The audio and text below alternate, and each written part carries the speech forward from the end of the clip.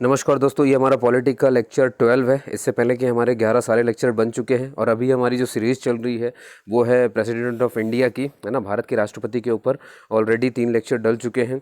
तो देखिए, एक बार रिवाइज़ कर लेते हैं कि अपन ने क्या क्या पढ़ा है। तो सबसे पहले अपन ने देखा कि भारत का एक राष्ट्रपति होगा। ये किस आर्टिकल में कहा गया भैया? ये कहा गया है आर्टिकल 52 में। अब अगर वो राष्ट्रपति होंगे तो उनके बनने की कोई योग्यता होनी चाहिए, तो फिर उनके क्वालिफिकेशन के बारे में कहाँ पे डिस्क्राइब किया गया है? तो वो बताया गया है आर्टिकल 58 में कि भाई इनकी क्वालिफिकेशन ऐसी होंगी कि भाई भारत के नागरिक होने चाहिए, मूल नागरिक नहीं होने चाहिए दोस्तों, सिर्फ नागरिक होने चाहिए। ये बात ध्यान रखिए, मैंने ऑलरेडी आपको पार्ट 1 में राष्ट्रपति के बताया हुआ है। 35 से उनकी मिनिमम उम्र होगी और मैक्सिमम उनकी कितनी भी हो सकती है। लोकसभा का सदस्य बनने की योग्यता उनमें होनी चाहिए, लेकिन लोकसभा का सदस्य होना नहीं चाहिए, बहुत अंतर होता है। और फिर आपको बताया था कि लाभ के पद पे होना नहीं चाहिए। तो लाभ के पद को कहीं पर भी संविधान ने किसी आर्टिकल में बताया नहीं कि कौन कौन से लाभ के पद होते हैं। हाँ, ये ज़रूर बताया गया कि कौन से लाभ के पद नहीं होते हैं। तो वो कौन से होते हैं भैया? जैसे राष्ट्रपति का पद अपने आप में एक लाभ का पद नहीं होता है, एक राज्यपाल का पद वो भी अपने आप में एक लाभ का पद नहीं होता। इस तरह से हमारा जो जितने भी केंद्र मंत्रिमंडल में है, जो भी वो सारे के सारे केंद्रीय मंत्री जो है वो भी इसमें नहीं आते, वो भी लाभ का पद नहीं होता है ना। तो ये बातें आपने जो है पिछले लेक्चर में देख ली। अब देखिए, अब हमने देखा कि योग्यता होगी तो उनको चुनने की बारी आएगी। भाई उनको चुनाव कौन कराएगा और उन्हें चुनेगा कौन? तो देखिए, चुनाव कराने का काम चुनाव आयोग का रहता है और चुनाव आयोग दिया हुआ है आर्टिकल 324 में, ठीक है। लेकिन जो चुनेगा उन्हें वो निर्वाचक मंडल होता है और ये दिया हुआ है आर्टिकल 54 में। बहुत मायने रखता है दोस्तों ना। क्वालिफिकेशन 58, प्रेसिडेंट होगा 52, चुनाव आयोग जो कि करवाएगा फिर 324, और जो चुनाव करेगा वो है निर्वाचक मंडल। निर्वाचक मंडल में आपको मैंने बताया था सभी के सभी निर्वाचित सदस्य होते हैं, है ना। लोकसभा राज्यसभा के सारे निर्वाचित सदस्य, कोई भी मनोनीत सदस्य चुनाव मंडल में भाग नहीं लेता है। राष्ट्रपति के सारे निर्वाचित होते हैं और इस तरह से राज्यों के विधानसभाओं के भी सारे निर्वाचित सदस्य ही इस निर्वाचक मंडल में होते हैं, ठीक है। और अगर ये इसमें है तो कुछ चुनाव करने की पद्धति होती होगी। तो ये निर्वाचक मंडल जिस पद्धति का उपयोग करता है, जिस प्रोसेस का उपयोग करता है उनको चुनने में, उसे कहते हैं एकल संक्रमणीय आनुपातिक, है ना, गुप्त मतदान प्रणाली, है ना। इसके बारे में मैंने बताया था। इसमें संक्रमणीय मतलब हो गया हस्तांतरित, यानी कि प्रेफरेंस में वोट देना पड़ता है। जैसे 4 लोग अगर खड़े हुए हैं, मैंने पहले ही बताया कि मैं प्रेफरेंस मतलब ऐसा नहीं हो कि आप एक को देकर के फुर्सत हो गए हैं। इसमें आपको चारों को देना पड़ता है कि आप जो भी चाहें, कि जैसे मैं चाहता हूँ पहले बी बने, है ना, और अगर बी नहीं बनता तो मेरी सेकंड प्रेफरेंस ए को है कि ए बने। अगर ए नहीं बनता मेरी थर्ड प्रेफरेंस सी को है, और अगर सी भी नहीं बनता तो मेरी फोर्थ प्रेफरेंस डी को है। तो इस तरह से वोटिंग होती है। फिर जिसको पहले स्टेप में सबसे कम मिलते हैं, और इन सभी को एक निर्धारित वोट लेकर के आना पड़ता है। आप सभी को मालूम ही है ना। ये मैंने ऑलरेडी बताया हुआ निर्वाचक मंडल में, आप उस पार्ट में जाकर देख सकते हैं, ठीक। चलिए, और ये हो गया भैया। हाँ, अब अगर इस चुनाव में कोई भी धांधली लगती है तो आप सुप्रीम कोर्ट में जा सकते हैं। और वो आर्टिकल 71 में लिखा हुआ, आर्टिकल 71 के तहत राष्ट्रपति के चुनाव में कोई दिक्कत आए तो वो सुप्रीम कोर्ट जा सकते हैं। सुप्रीम कोर्ट का फैसला जो है वो अंतिम माना जाएगा, है ना। उस पर फिर दोबारा से कोई केस नहीं दर्ज होगा कि आप सोचे याचिका दर्ज कर ले। तो ये पहला पार्ट था हमारा प्रेसिडेंट का। दूसरे पार्ट में हमने देखा कि भैया प्रेसिडेंट अगर बन चुके हैं, चुन लिए गए, तो वो शपथ खाएंगे। तो शपथ उनकी आर्टिकल 60 में। किस बात की शपथ खाते हैं? वो शपथ खाते हैं भारत के संविधान, भारत के संविधान की और लोगों के, भारत के संविधान की रक्षा की और लोगों के रक्षा की, है ना। तो ये शपथ वो खाते हैं वहाँ पर, ठीक है। इस तरह की उनकी शपथ होती है।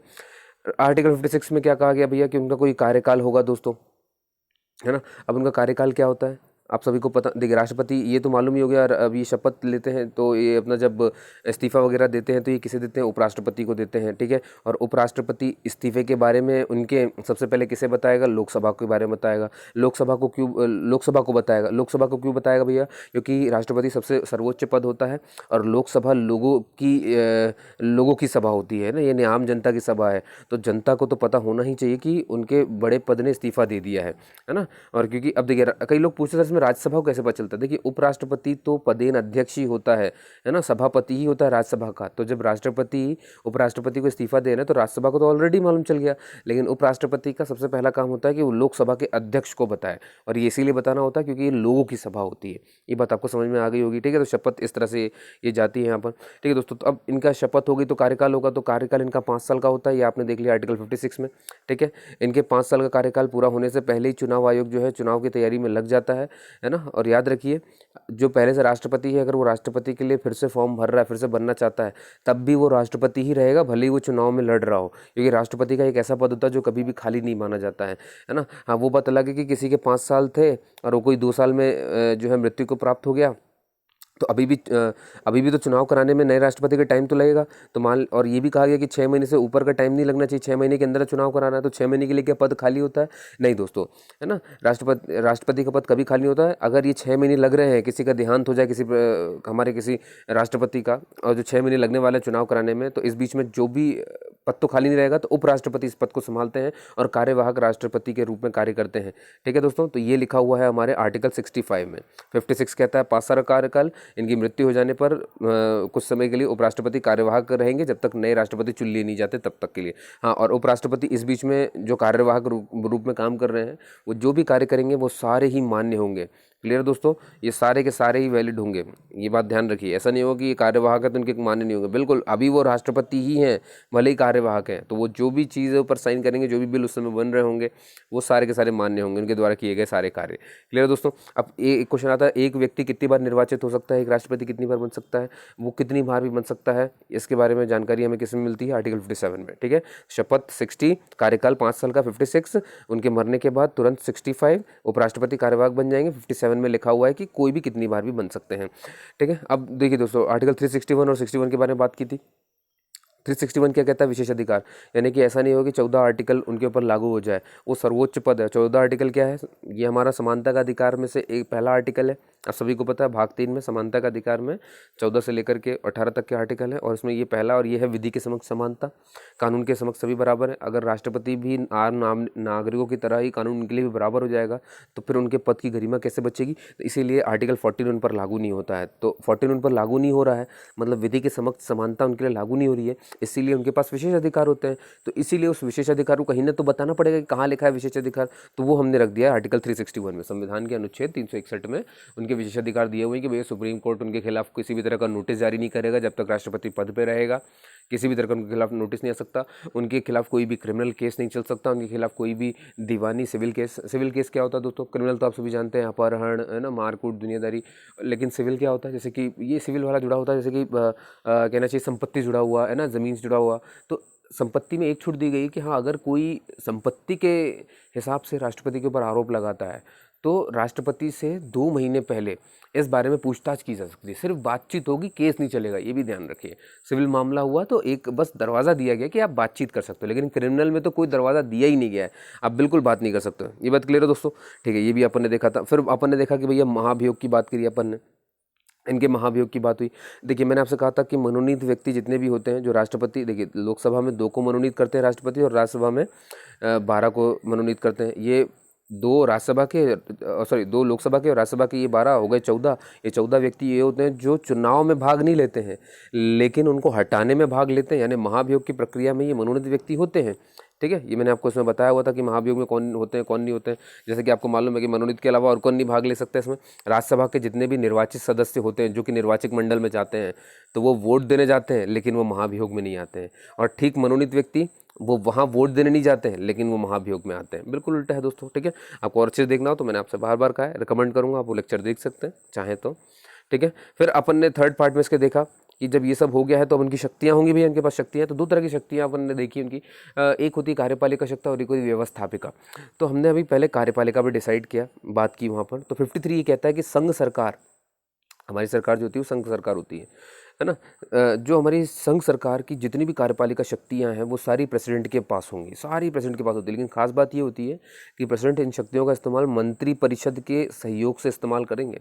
समझ पा रहे हैं ना? मंत्री परिषद वही होते हैं जिसका अध्यक्ष पीएम होता है। समझ पा रहे हैं आप, है ना? जिसमें बहुमत दल का नेता पीएम है ना। मंत्रिपरिषद में अध्यक्ष, बड़ा मंत्री, प्रधानमंत्री होता है। आसान भाषा में समझ जाइए कि इनकी जितनी भी कार्यपालिका शक्ति है सब पीएम के आदेश के अनुसार, उनकी सलाह के अनुसार ही चलेंगी। कहने मात्र का नाम का है ये। ठीक है दोस्तों, अब देखिए मैंने आपको बताया था कि अगर इन्हें मंत्री याद करने की ट्रिक बताई थी कि भाई पहले तो कार्यपालिका शक्ति जो है प्रेसिडेंट के पास होगी और इसका इस्तेमाल करने के लिए मंत्रिपरिषद का सहयोग होना चाहिए। तो भैया मंत्रिपरिषद भी फिर किसी आर्टिकल में डिफाइन होना चाहिए कि मंत्रिपरिषद होगी। तो ये डिफाइन कर दिया भैया जा करके, कहा आर्टिकल 74 में, है ना, कि राष्ट्रपति की सहायता देने के लिए मंत्रिपरिषद होगी। और इसी में लिख दिया गया कि उसका हेड जो है वो पीएम यानी कि एक प्रधानमंत्री होगा। क्लियर दोस्तों? और इन्हीं की सहायता पे और पीएम के फिर क्या कहना चाहिए, मंत्रिपरिषद होगी और पीएम को फिर वो शपथ वगैरह सब दिलाएंगे। तो अब देखिए तो जैसे ही कहता हूँ मैं कि हेड होगा इसका पीएम, तो फिर पीएम को भी किसी आर्टिकल में डिफाइन करना होगा।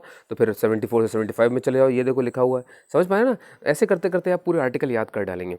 तो पीएम की नियुक्ति होगी वो इसमें लिखा हुआ है ना। तो याद रखिए, प्रधानमंत्री पद की कोई अलग से शपथ नहीं खानी होती है। ना ही कोई व्यक्ति रक्षा मंत्री बन गया है तो रक्षा विभाग की कोई कसम खानी होगी, या कोई वित्त विभाग में है तो वित्त विभाग की कोई कसम खानी होती है। ये अलग अलग विभाग की कोई कसम नहीं होती है। प्रधानमंत्री भी एक मंत्री होते हैं, है ना, यानी कि संसद के सदस्य वो पहले हैं दोस्तों, ये ध्यान रखिए, है ना।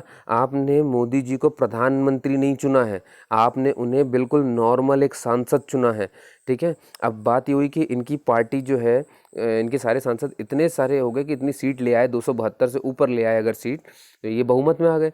तो फिर आपके चुने हुए सांसदों ने अपने एक नेता को चुन लिया है ना। मतलब वो भी नॉर्मल सांसद है, बस उन्होंने बता दिया है कि हम सांसदों में से ये मोदी जी जो सांसद हैं ये हमारे मुखिया होंगे। तो बस बन गई मंत्रिपरिषद और ये बन गए उनके प्रधानमंत्री। क्लियर हो गया दोस्तों। आप याद रखिए, आप कभी भी पीएम के लिए वोट नहीं डालते हैं, ये बात आपको ध्यान रखनी है, ठीक है। आप सांसद का चुनाव देते हैं, तो जो भी शपथ होती है वो सांसद के रूप में शपथ लेते हैं सारे के सारे। कोई भी, है ना, मतलब मंत्री के रूप में शपथ लेते हैं, अलग से कुछ नहीं लिया जाता है कि पीएम पद की मालूम चला ये हो गया, नहीं। पीएम बोला जाएगा तो 75 के तहत जो है इन्हें पीएम की नियुक्ति कर दी जाएगी। ये बात क्लियर होगी दोस्तों, बहुत बढ़िया। अगला है दोस्तों कि हाँ, और ये पीएम की नियुक्ति करने के बाद पीएम की सलाह पर ही बाकी मंत्रियों की नियुक्ति हो जाएगी। ये बात समझ में आ गई। और कोई शपथ नहीं खाएगा, ये आपको समझ में आ चुका है, सांसद, है ना, क्योंकि जब वो सांसद बने तो मंत्री पद की अपने शपथ बस खाएंगे वो, ठीक है। वो भी अभी अपन इस लेक्चर में बात करेंगे, क्या होता है प्रोटेम स्पीकर, कौन ये है, ये वो दुनियादारी सब देखेंगे दोस्तों। आर्टिकल 77 आपने देखा था, इसमें कहा गया था कि संघ सरकार की सभी कार्य राष्ट्रपति के नाम से होंगे। जितने भी, मतलब जैसे मंत्रिपरिषद, यानी पीएम मोदी जी जो भी काम करना चाहते हैं, आखिरी में अगर ये चाहते हैं कोई कानून बन जाए, तो वो कानून में ऐसा नहीं होगा कि मोदी चाहते तो उनका नाम लिखा होगा, नहीं, ये कानून में हस्ताक्षर राष्ट्रपति के होंगे। समझ पा रहे हैं ना आप। ये राष्ट्रपति की मंत्रिपरिषद है जो बस सहायता करती है, ठीक है। ये बात समझ में, याद रख लीजिए, प्रधानमंत्री का उसमें सिग्नेचर नहीं होगा, है ना, हस्ताक्षर इनके ही होंगे तभी कानून बनेगा। तो ये उनकी ये बात होगी, ठीक है दोस्तों। तो अब आगे अपन ने देखा कि आर्टिकल 78 क्या कहता है। आर्टिकल 78 के तहत जो है राष्ट्रपति जानकारी ले सकते हैं प्रधानमंत्री से कि देश में क्या चल रहा है भैया, कौन सा विधि निर्माण कर रहे हो, कौन सी शासन व्यवस्था कैसी चल रही है। तो ये सिर्फ जानकारी के लिए कि वो जानकारी, और आप यकीन मानिए ये एक बार बाध्य है पीएम उनको जानकारी देने के लिए। तो ये संवैधानिक ढांचा हमारा बड़ा प्यारा है ना, जहाँ पर आपको दिखेगा कि राष्ट्रपति कमज़ोर है, लेकिन यहाँ कहीं कहीं लगता है कि हाँ भाई चलो कुछ है। समझ पा रहे हैं इसे। अब देखिए, और भी नियुक्ति अपन ने बात की थी। एक होता है महान्यायवादी, जिसे हम अटॉर्नी जनरल कहते हैं। एक होता है कैग यानी कंट्रोलर एंड ऑडिटर जनरल होता है, जो कि, ठीक है। एक होते हैं राज्यपाल। इन सब की नियुक्ति कौन करते हैं भैया, है ना, राज्यपाल की भी नियुक्ति राष्ट्रपति करेंगे। अटॉर्नी जनरल, महान्यायवादी की नियुक्ति भी हमारे राष्ट्रपति करेंगे। कैग की नियुक्ति भी वही करेंगे।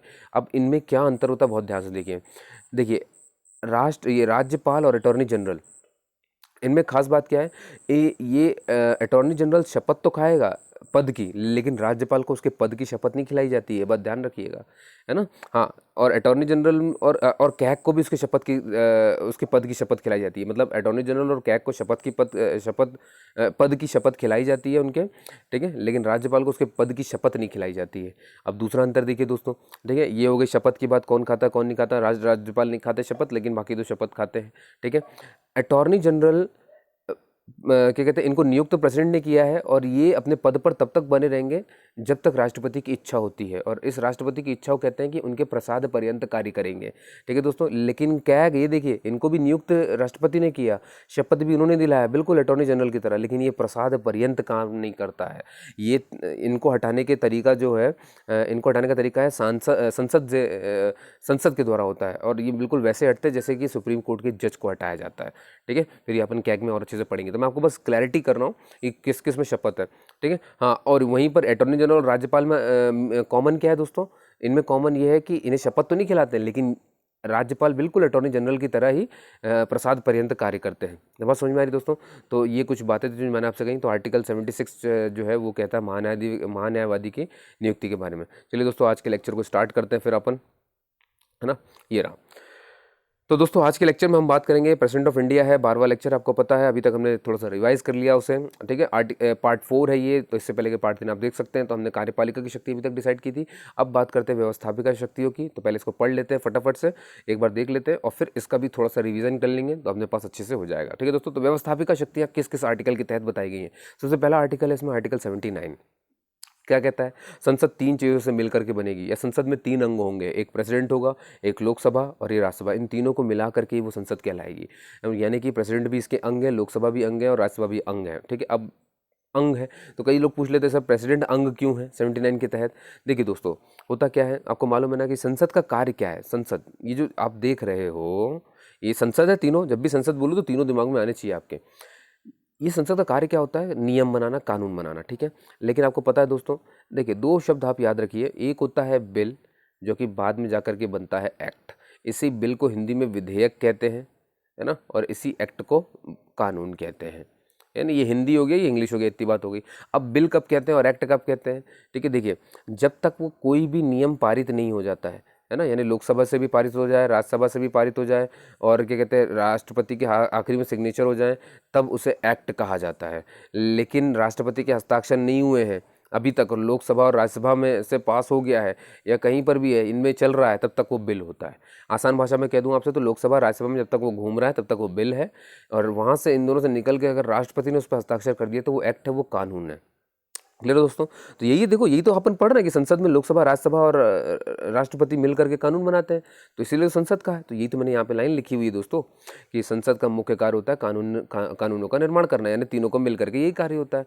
ठीक है, लेकिन आपने देखा कानून बनने से पहले जिस अवस्था में होता है उसे बिल कहते हैं, विधेयक कहते हैं, और विधेयक की बाद में कानून बनता है। और कब बनता है? एक बिल, एक विधेयक, कानून तब बन जाता है जब राष्ट्रपति उस पर हस्ताक्षर कर देते हैं। इसीलिए राष्ट्रपति महत्वपूर्ण अंग होते हैं, अगर वो हस्ताक्षर नहीं करेंगे तो आप कोई भी कानून नहीं बना सकते हैं। समझ पा रहे दोस्तों? बहुत बढ़िया। तो ये इसमें लिखा हुआ था, तो ये व्यवस्थापिका शक्तियाँ होती हैं उनकी, व्यवस्था। ठीक है, आर्टिकल 99 की बात देखिए, यही मैं आपसे थोड़ी देर पहले कह रहा था, याद है ना, कोई भी पीएम, ऐसा नहीं कि मोदी जी पीएम बने तो पीएम पद की कोई शपथ खाएंगे, है ना, ये रक्षा मंत्री बने हैं हमारे राजनाथ सिंह तो वो फिर अलग से उसकी पद की शपथ खाएंगे। ये सब के सब सांसद बन करके चुन करके आते हैं, और सांसद के रूप में, अब सांसद है तो संसद के सदस्य हैं, तो उसी रूप में ये शपथ खाते हैं। ठीक है, कोई भी अपने पद की नहीं खाता, बस इतना ध्यान रखिए, चुन के आए हैं तो उसकी शपथ खाएंगे। और वही आर्टिकल 99 कहता है कि संसद के सभी सदस्यों, ये देखिए सभी सदस्यों मतलब लोकसभा, राज्यसभा सारे, है ना, संसद के सभी सदस्यों को राष्ट्रपति, है ना, जो तीसरा अंग है, लोकसभा और राज्यसभा के जितने भी सदस्य हैं, है ना, लोकसभा में अपना मंत्रिमंडल बैठता है जिसमें कि पीएम उनके अध्यक्ष होते हैं, तो ये भी तो सदस्य हुए, तो ये सब के सब सदस्य के रूप में, है ना, ये देखिए राष्ट्रपति इनको शपथ दिलाएंगे। अब देखिए तो सबसे खतरनाक बात इसमें और सबसे खास बात जो इसमें ये आती है वो ये है कि राष्ट्रपति को शपथ तो दिलाएंगे, और अगर राष्ट्रपति चाहें तो, मान लो कि राष्ट्रपति उस समय नहीं है या जो भी है कारण, राष्ट्रपति चाहें तो उनके द्वारा कोई नियुक्त व्यक्ति, मतलब जैसे मान लो वो अपने बिहाफ में किसी को भेज देंगे तो वो फिर उन लोगों को शपथ दिलाएगा। ठीक है दोस्तों, कहने का मतलब 2 रास्ते हैं राष्ट्रपति के पास, या तो खुद आ जाएं और शपथ दिलाएं, और या तो फिर वो चाहें तो किसी को नियुक्त कर सकते हैं कि भैया मेरे बिहाफ में ये शपथ खिलाएगा। तो जिसको वो नियुक्त करते हैं ना अपने बिहाफ में, है ना, उसे ही कहते हैं प्रोटेम स्पीकर। याद रखिए दोस्तों, अब प्रोटेम स्पीकर आपने बहुत बार सुना हुआ है, प्रोटेम लिखा स्पीकर है, एक आप सुनते हैं लोकसभा स्पीकर, ठीक है, अब उसकी जगह प्रोटेम स्पीकर आप सुनते हो। प्रोटेम मतलब क्या होता है? अस्थायी अध्यक्ष, है ना। जो लोकसभा स्पीकर होता है वो स्थायी अध्यक्ष होता है, जब प्रोटेम लग जाए तो उसका मतलब वो अस्थायी अध्यक्ष है। और वो क्यों अस्थायी है भैया? क्योंकि वो तब तक अस्थायी रहेगा जब तक स्थायी वाला अपनी आकर के उसे ज्वाइन ना कर ले। ठीक है दोस्तों, तो अब ये प्रोटेम स्पीकर, एक बात याद रखिए कि समझ लीजिए इस बात को पहले। देखिए जो लोग भी लोकसभा में चुनाव जीत के आते हैं उन सभी लोगों को संसद का सदस्य बनने की शपथ दिलानी होती है कि भाई ये तो आपने समझ ही गए, है ना। फिर इनको क्या होगा, शपथ दिलाने के लिए राष्ट्रपति क्या करेंगे, प्रोटेम स्पीकर जो कि अस्थायी लोकसभा अध्यक्ष को नियुक्त कर देते हैं। ठीक है, और फिर ये प्रोटेम स्पीकर, देखिए होगा कैसे, प्रोटेम स्पीकर को राष्ट्रपति नियुक्त कर देंगे और प्रोटेम स्पीकर को शपथ दिला देंगे कि भैया ये रहे, है ना, तो ये बन गया प्रोटेम स्पीकर। तो ये राष्ट्रपति ने अपना काम कर दिया, प्रोटेम स्पीकर को गई। अब इनके बिहाफ में ये प्रोटेम स्पीकर बाकी सदस्यों को नियुक्त करेगा और उनको शपथ दिलाएगा, है ना, मतलब उनको शपथ दिलाएगा, सॉरी, नियुक्त तो राष्ट्रपति करते हैं, फिर ये उनको शपथ दिलाएगा। ये बात समझ में आ रही दोस्तों? अब आप सोचेंगे सर ये प्रोटेम स्पीकर क्या बला है, क्या समझ में आएगा? देखिए प्रोटेम स्पीकर क्या होता है, इसका उल्लेख, पहली बात तो ये ध्यान रखिए, कभी आपसे पूछा जाए किस आर्टिकल में, किसी आर्टिकल में नहीं दिया हुआ है, इसका संविधान में किसी भी तरह से कोई उल्लेख नहीं है, बस ये एक परंपरा है ना। इस परंपरा के अनुसार होता क्या है कि लोकसभा के वरिष्ठतम सदस्य को चुना जाता है, समझ पा रहे हैं, वरिष्ठतम सदस्य को चुन लिया जाता है प्रोटेम स्पीकर। अब आप सोचेंगे सर वरिष्ठतम सदस्य मतलब क्या, चलो समझ में आ गया, वरिष्ठतम सदस्य के रूप में चलते हैं। वरिष्ठतम की क्या भाषा है, परिभाषा है यहाँ पर, तो याद रखिए दोस्तों, वरिष्ठतम सदस्य का मतलब क्या होता है, इसका बिल्कुल मतलब नहीं होता कि उसकी आयु क्या है ना। ये मत सोचिए कि सबसे बुढ़ा व्यक्ति जो है उसी को फिर प्रोटेम बना दिया, नहीं, इसका आयु से कोई लेना देना नहीं होता है। ये एक ऐसा सदस्य होता है जो बहुत बार चुनाव लड़ करके जीत करके संसद में आया हो, उसे हम वरिष्ठ सदस्य कहते हैं। ऐसा कोई व्यक्ति हो सकता है जिसके विधि की बहुत सारी जानकारी हो, उसको कह सकते हैं, या फिर संविधान की प्रक्रिया के बारे में से अधिक जानकारी हो। इस तरह के लोगों को वरिष्ठतम सदस्य कहा जाता है, और उससे ही जो है नियुक्त कर देते हैं राष्ट्रपति, अपने बिहाफ में प्रोटेम स्पीकर नियुक्त कर देते हैं और शपथ दिला देते हैं, और फिर ये जो है बाकी सदस्यों को शपथ दिलाते हैं। समझ पा रहे दोस्तों? बढ़िया, आ जाइए आगे देखते हैं। अब देखिए प्रोटेम स्पीकर का आखिर काम क्या होता है। तो इनके दो काम है, आप समझ चुके होंगे। दो काम कौन कौन से हैं दोस्तों? पहला काम इनका ये है कि लोकसभा के अन्य सदस्यों को शपथ दिलाना, और राष्ट्रपति के, वो भी राष्ट्रपति के बिहाफ में, और लोकसभा की तब तक अध्यक्षता करते रहना जब तक इसका स्थायी अध्यक्ष न चुन लिया जाए। ठीक है दोस्तों, तो राष्ट्रपति के बिहाफ में ये जो है उनको शपथ, बाकियों को शपथ दिलाते हैं। ये बात समझ में आ गई? आपको इतना ध्यान रखना है, प्रोटेम अस्थायी अध्यक्ष होते हैं, सिर्फ ये उनके इशारे पर, मतलब उनके बिहाफ में काम कर रहे होते हैं। चलिए आप समझ गए, बहुत अच्छी बात है। अब बात करते हैं दोस्तों आर्टिकल 331 की। बहुत प्यारा आर्टिकल है, और इसमें से आपको वेरी वेरी इंपॉर्टेंट कह लो, आप बहुत कुछ समझ पाएंगे। ये क्या कहता है दोस्तों? देखिए होता क्या है कि आपने देखा होगा कि जब भी लोकसभा के चुनाव हो जाते हैं, और चुनाव के बाद जब गठन होता है ना, जब वो वहाँ पे पहुँचते हैं लोकसभा में, और राष्ट्रपति को जब ये लगता है, जब वो देखता है गठन को, और अगर उन्हें ये लगने लगे कि लोकसभा गठित हो चुकी है, लेकिन एक भी व्यक्ति ऐसा नहीं है इसमें जो एंग्लो इंडियन समुदाय का हो। बहुत ध्यान सुनिए, जैसे मान लीजिए कि पीएम मोदी जीते, उनकी पूरी फौज जीती है ना, पूरे के पूरे उनके बंदे जीते उतने बड़े बहुमत में, लेकिन आपने देखा कि इनमें से कोई भी एंग्लो इंडियन नहीं है। अब राष्ट्रपति ने देखा कि अरे यार, इसमें तो कोई एंग्लो इंडियन है ही नहीं, तो फिर क्या करेंगे? जब वो देख लेंगे कि कोई चुन करके नहीं आया है, तब जा करके आर्टिकल 331, ये जो आपने लिखा हुआ है ना 331, ये उन्हें ये पावर देता है कि वो एप्रोप्रिएट रिप्रेजेंटेशन, यानी कि समुचित प्रतिनिधित्व देने के लिए उस समुदाय को, है ना, किसको? एंग्लो इंडियन को, 2 एंग्लो इंडियन को मनोनीत करेंगे। तो क्या मतलब समझ में आया दोस्तों? ये कोई नियम नहीं है कि लोकसभा में 2 को मनोनीत करना ही करना है। ये राष्ट्रपति के ऊपर होता है। जब वो देखते हैं कि जो लोग चुनाव लड़ करके लोकसभा में आए हैं, और अगर उनमें एंग्लो इंडियन नहीं है, चुनाव जीत करके नहीं आए हैं, तब वो 331 का उपयोग करते हैं और 2 को मनोनीत करते हैं, क्योंकि वो समुदाय को उसके रिप्रेजेंटेशन देना चाहते हैं। ठीक है, मान लीजिए कि एक आ गया चुनाव लड़ करके जीत करके, तो फिर वो कितनों को मनोनीत करेंगे? 2 को नहीं, 1 को करेंगे। और अगर 2 के 2 चुनाव लड़ करके आ गए, तो फिर 1 को भी मनोनीत नहीं करेंगे। आप समझ में आई बात? ऐसा रटिए मत कभी भी, इसीलिए मैं कह रहा हूँ कि आप इसको समझते चलिए। कैसे काम हुआ दोस्तों? मनोनीत वो तभी करेंगे जब उन्हें देखेगा कि निर्वाचित होकर के नहीं आ पाए हैं वो, है ना, जो बना है अभी, जो चुनाव हुआ है और उसमें वो नहीं मिले तो। लेकिन अगर वो आए हुए हैं तो वो कभी उन्हें मनोनीत नहीं करने वाले हैं। क्लियर है दोस्तों? ये बात ध्यान रखिएगा। अब आपके दिमाग में ये आ सकता है, सर क्या कभी ऐसा नहीं हुआ कि कोई मतलब कोई निर्वाचित होकर के आया हो? देखिए दोस्तों, एक लोकसभा और एक राज्यसभा, मैं अलग अलग बात करता हूँ आपसे, बहुत ध्यान सुनिएगा, क्वेश्चन आपका बिल्कुल बन सकता है। लोकसभा में अभी तक कोई भी निर्वाचित होकर के नहीं आया है।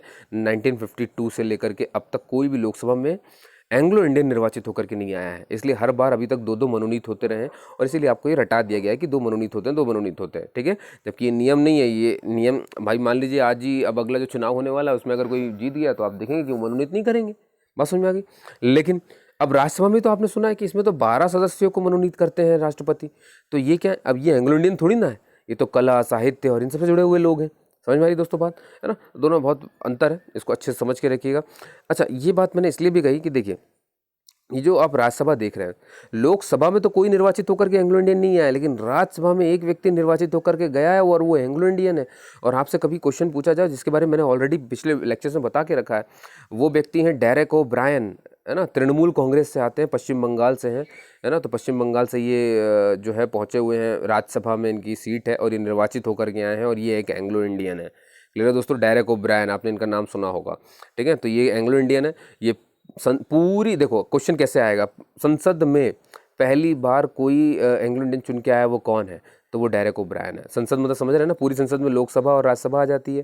तो लोकसभा में तो कोई आया नहीं है, तो राज्यसभा में तो आया है। जैसे संसद बोला जाए तो राज्यसभा मार्क करिए, लेकिन पूछा जाए कि क्या लोकसभा में कोई निर्वाचित होकर के आया है, तो मना कर दीजिए।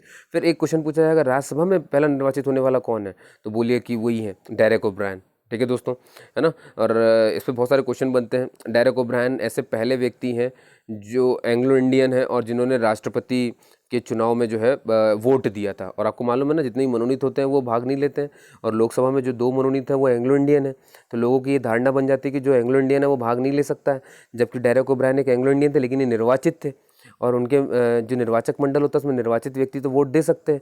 तो इसीलिए क्वेश्चन बन जाता है कि एक एंग्लो इंडियन ने वोट कैसे दे दिया था, है ना। तो क्योंकि ये निर्वाचित होकर के आए थे इसलिए वोट दे पाए थे। अगर ये लोकसभा में होते और मनोनीत होते तो ये भी वोट नहीं दे पाते, लेकिन क्योंकि ये चुनाव लड़के आए हैं इसीलिए वोट दे पाए थे। तो याद रखिए, राष्ट्रपति को ये पहले ऐसे एंग्लो इंडियन है जिन्होंने राष्ट्रपति के चुनाव में मत दिया था, ये भी ध्यान रखिएगा। ठीक है दोस्तों, चलिए ये मैंने आपको बहुत सारी बातें बताई वहाँ पे। अब आपके दिमाग में आता होगा सर आपने ये तो बता दिया कि 331 के तहत जो है दो एंग्लो इंडियन जब नहीं मिलेगा उनको जीत करके आया हुआ राष्ट्रपति को, तब वो मनोनीत करेंगे। ये एंग्लो इंडियन होते कौन है आखिर, क्या है? तो आर्टिकल 366 उठा लीजिए, इसमें साफ साफ कहा देखिए, जिसके भी पिता या दादा अंग्रेज हो, है ना, और माता बिल्कुल निश्चित रूप से भारतीय होना चाहिए। तो पिता या दादा अंग्रेज हो और माता भारतीय हो तो इनसे उत्पन्न संतान को एंग्लो इंडियन कहा जाता है। क्लियर है दोस्तों, है ना। पिता या दादा अंग्रेज होने चाहिए और माता अनिवार्य रूप से भारतीय हिंदुस्तानी होनी चाहिए, तभी उसे एंग्लो इंडियन कहा जाता है। ये बात आपको समझ में आ गई, ठीक है। तो 331 दो एंग्लो इंडियन होंगे, 366 एंग्लो इंडियन क्या होते हैं। अब आपने देखा कि भैया जब वहाँ मनोनीत हुए तो मैंने कहा राज्यसभा में भी तो मनोनीत होते हैं, तो ये भी तो किसी आर्टिकल में होना चाहिए। तो आर्टिकल 80 को उठा लो भैया, 3 के, है ना। 80 के 3 में ये साफ साफ कहा गया कि राज्यसभा में राष्ट्रपति 12 सदस्यों को मनोनीत करेंगे। लेकिन एक बात याद रखिए, चाहे लोकसभा के वो 2 सदस्य हों मनोनीत करने वाले, जिनको राष्ट्रपति मनोनीत करेंगे, चाहे राज्यसभा में ये 12 हों, इन दोनों को मनोनीत करने से पहले इन्हें सलाह लेनी पड़ती है मंत्रिपरिषद की। मंत्रिपरिषद के हेड यानी कि पीएम, यानी कि पीएम मोदी जो चाहेंगे वही होगा कि 12 सदस्य कौन होंगे। तो पीएम मोदी लिस्ट पकड़ा देंगे और राष्ट्रपति को बाध्य है वो मानने के लिए, तो वो 12 सदस्य बना देंगे। क्लियर है दोस्तों। लोकसभा में भी मान लीजिए उन्हें नहीं मिलता है कि कौन है भैया, तो राष्ट्रपति ऐसे नहीं कि किसी को भी उठा के बना देंगे मनोनीत करके, नहीं, मंत्रिपरिषद की सलाह पे करेंगे, पीएम मोदी बता देंगे भैया इन दोनों कर दो तो वो कर देंगे। बात समझ में आई दोस्तों, बढ़िया, है ना। अब आप देखिए कि ये जो 12 सदस्य होते हैं मनोनीत होते हैं, ये किस क्षेत्र से होते हैं भाई। लोकसभा में तो 2 एंग्लो इंडियन है, राज्यसभा में ये कौन है? साहित्य के क्षेत्र से, कला के क्षेत्र से, विज्ञान के क्षेत्र से और समाज सेवा के क्षेत्र से, इन क्षेत्रों से ये आते हैं, ठीक है। कहीं पर भी खेल नाम का कोई नहीं है, तो ये कंफ्यूज मत हो जाना कि सर सचिन तेंदुलकर, मैरी कॉम, ये जितने भी लोग बने, हालांकि इन लोगों ने बाद में इस्तीफा दे दिया, है ना, तो ये जितने भी लोग बने हुए हैं तो खेल से हैं। याद रखिए दोस्तों, इसीलिए कंफ्यूज हो जाता है क्या खेल इसमें है, खेल इसमें कहीं नहीं है ना। जिन विधाओं की विशेषज्ञता की बात की उसमें खेल नहीं आता, खेल को काउंट कर लिया गया कला में। मैं आपको शब्द बता रहा हूँ, खेल कहीं अलग से लिखा नहीं हुआ है, ठीक है दोस्तों। तो हमने देखा 83 में, फिर उन्होंने ये कर दिया। अब 3 आर्टिकल फटाफट से देखिए दोस्तों, 85, 86, 87 बड़े प्यारे आर्टिकल हैं। 85 में ये कहा गया है, देखिए अब जब लोकसभा लगेगी तो उसका सत्र भी तो लगेगा, सब कुछ होगा, है ना। तो उसके सत्र होते हैं, सब होते हैं। तो राष्ट्रपति 85 में ये कहा गया है, राष्ट्रपति संसद के अधिवेशन को बुलाता है।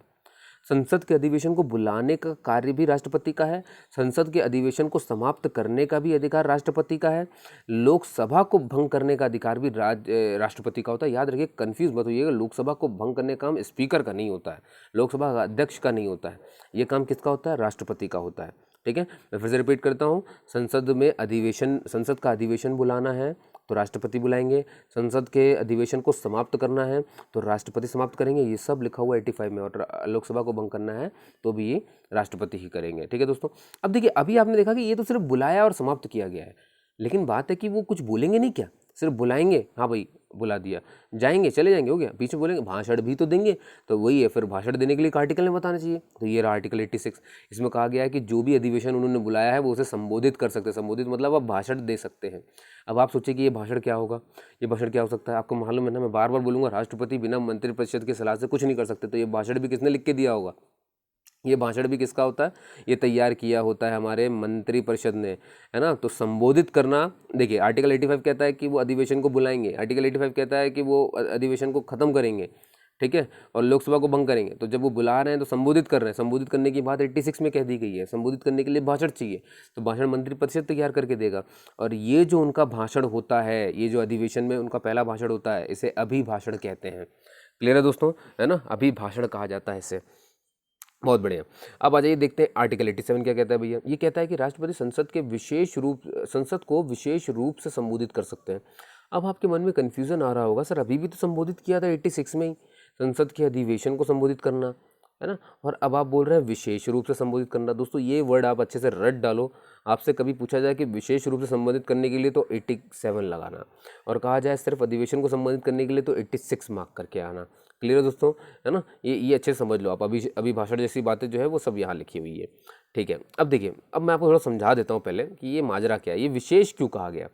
देखिए दोस्तों, आप सबने देखा होगा, लोकसभा राज्यसभा टीवी आप देखते भी रहते होंगे, आप देखते होंगे इनकी बैठक लगती है कि आपको पता है टोटल कितनी बैठक होती है। टोटल बैठक का कोई काउंट नहीं है, लेकिन अमूमन ये माना गया है कि एक साल में 3 सत्र होते हैं, 3 बैठकें होती हैं। अभी 3 बैठकें कौन कौन सी होती है? पहली बैठक होती है बजट सत्र, दूसरी बैठक होती है मानसून सत्र, और तीसरी आपको दिख रही होगी शीतकालीन सत्र। बजट सत्र, मानसून सत्र और शीतकालीन सत्र। तो आपको दिख रहा है, मैं पूछूं आपसे कि साल का पहला सत्र कौन सा होता है, तो आप क्या बोलेंगे तुरंत तुरंत? सर बजट सत्र होता है। ये बात क्लियर हो गई। तो साल में 3 सत्र होते हैं। अब देखिए लिखा क्या है विशेष वाले इस आर्टिकल में, सेकंड पॉइंट, वर्ष का पहला सत्र, पहला मतलब कौन सा है? बजट सत्र वाला। पहला सत्र को राष्ट्रपति अनिवार्य रूप से संबोधित करेंगे, बस इसी को विशेष कह दिया गया है। समझ गया ना? पहले सत्र को अनिवार्य रूप से करना है, मतलब राष्ट्रपति पहले सत्र को करने वाले हैं और पहला सत्र बजट होता है, तो इनडायरेक्टली राष्ट्रपति किसको संबोधित करना उनको अनिवार्य है? बजट सत्र को अनिवार्य है उनको। क्लियर है दोस्तों? बहुत बढ़िया, है ना। अब ये देखिए यहाँ पर, तो मैंने वही बताया आपको कि राष्ट्रपति जो है प्रथम सत्र को संबोधित करेंगे। प्रथम सत्र बजट होता है, तो इनडायरेक्टली बात है कि बजट सत्र को ही संबोधित उन्हें करना पड़ता है, ठीक है। अब देखिए, और ये जो लोकसभा चुनाव के बाद जो पहली बैठक होती है ना, इसको भी राष्ट्रपति को ही संबोधित करना होता है, ठीक है। ये बात भी आप ध्यान रखिए। अगला आर्टिकल है दोस्तों जो व्यवस्थापिका की शक्ति से जुड़ा हुआ है, और वो है आर्टिकल 108। वेरी वेरी इंपॉर्टेंट, ठीक है। देखिए इसकी कहानी क्या है, पृष्ठभूमि क्या है। देखिए मान लीजिए कि ये लोकसभा है और ये राज्यसभा है। लोकसभा से कोई बिल पारित हो जाए और राज्यसभा में चला जाए, या मान लीजिए राज्यसभा में कोई बिल पारित हो जाए और लोकसभा में चला जाए, ठीक है। आप कोई भी बिल को कहीं पर भी ला सकते हो। मैं बिल बोल रहा हूँ, ध्यान से देखो, एक्ट नहीं बोला। एक्ट तो तब होगा जब यहाँ से पास हो, यहाँ से पास हो, राष्ट्रपति का हस्ताक्षर हो, बात खत्म, तब वो कानून है। अभी जब तक मैं लोकसभा और राज्यसभा में बात करता हूँ, समझ जाइए कि मैं बिल की बात कर रहा हूँ। जैसे कि कहते हैं क्या, विधेयक हिंदी में, तो मैं विधेयक की बात कर रहा हूँ अभी। तो देखिए, आप कोई भी विधेयक किसी भी सदन में ला सकते हैं, बस मनी बिल को छोड़ करके। मनी विधेयक, धन विधेयक ऐसा विधेयक है जो कभी भी राज्यसभा में पेश नहीं होता, वो हमेशा लोकसभा में पेश होता है। इसको छोड़ करके बाकी सारे जो मनी विधेयक नहीं होंगे, धन विधेयक नहीं होंगे, वो किसी भी सदन में लाया जा सकता है। लेकिन धन विधेयक सबसे पहले सिर्फ और सिर्फ कहाँ लाया जा सकता है? लोकसभा में लाया जा सकता है। तो मैं अभी अमूमन यानी नॉर्मल लोगों की बात कर रहा हूँ, है ना। मनी बिल को हटाइए। तो अभी आप क्या है, लोकसभा में भी ला सकते हैं, राज्यसभा में भी ला सकते हैं। मान लीजिए कि आप राज्यसभा में कोई बिल लेकर के आए, राज्यसभा ने उसे पारित कर दिया, लेकिन लोकसभा में जब गया तो लोकसभा ने दो काम हो सकते हैं, या तो लोकसभा उसे पारित नहीं करेगा, मना कर देगा, या तो ये भी हो सकता है कि वो 6 महीने तक उसको भाई अपने पास रखा हुआ है और कोई रिस्पॉन्स ही नहीं दे रहा उस बिल के ऊपर।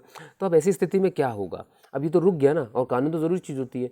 तो अब राष्ट्रपति क्या कर सकते हैं भाई ऐसी स्थिति में? जब देखते हैं राष्ट्रपति की यार ये तो इनके बीच में मनमुटाव पैदा हो गया है ना, ये तो खींचातानी होने लगी है, तनातनी होने लगी है, तो इसको देखते हुए वो बुलाते हैं संयुक्त अधिवेशन, जिसमें लोकसभा के भी लोग होते हैं, राज्यसभा के भी लोग होते हैं, और संयुक्त अधिवेशन बुलाने का अधिकार उन्हें देता है आर्टिकल 108। समझ पाए दोस्तों, है ना। तो इसके तहत तो संयुक्त अधिवेशन बुला सकते हैं। तो ये व्यवस्थापिका के कुछ हिस्से थे। अगले हिस्से में अपन व्यवस्थापिका की और बात करेंगे, ठीक है दोस्तों। आपने मुझे सुना उसके लिए धन्यवाद। लेकिन आइए एक बार पहले फटाफट से रिवीजन भी कर लेते हैं, ठीक है। अब ये देखिए, रिवीजन में आप कहाँ से पढ़ रहे थे? 79 से, याद है आपको? स्टार्ट किया था अपन ने, ये तो अपन ने पहले ही रिवाइज कर लिया मान्यावधि तक। 79 में अपन ने क्या देखा था दोस्तों? राष्ट्रपति संसद का अंग है ना। और अंग इसलिए है क्योंकि उसके हस्ताक्षर के बिना बिल कानून नहीं बनता है। 79 में कहा गया था। 99 में क्या कहा था मैंने दोस्तों, याद है आपको? जितने भी सदस्य संसद, राष्ट्रपति संसद के सभी सदस्यों को शपथ दिलाएंगे, और अगर वो नहीं दिलाना चाहते तो उनके बिहाफ में प्रोटेम स्पीकर दिलाएंगे। प्रोटेम स्पीकर वरिष्ठतम सदस्य होता है। वरिष्ठतम सदस्य क्या होता है?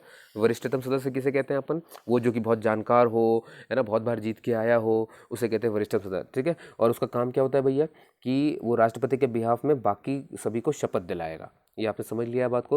और दूसरा काम ये होता है उनका कि वो कार्य को संभालेगा जब तक कि नया अध्यक्ष चुन करके नहीं आ जाता। प्रोटेम स्पीकर एक अस्थायी अध्यक्ष होता है, ये आपको समझ में आ गया है। तो ये सब कहाँ लिखा हुआ है? ये आर्टिकल 99 में लिखा हुआ है। लेकिन प्रोटेम स्पीकर नाम का कोई शब्द क्या हमारे संविधान में डिफाइन किया गया है? ये कहीं पर भी डिफाइन नहीं किया गया है। क्लियर है दोस्तों? फिर अपन ने देखा आर्टिकल 331, ये एंग्लो इंडियन के बारे में था। 366 भी एंग्लो इंडियन के बारे में था।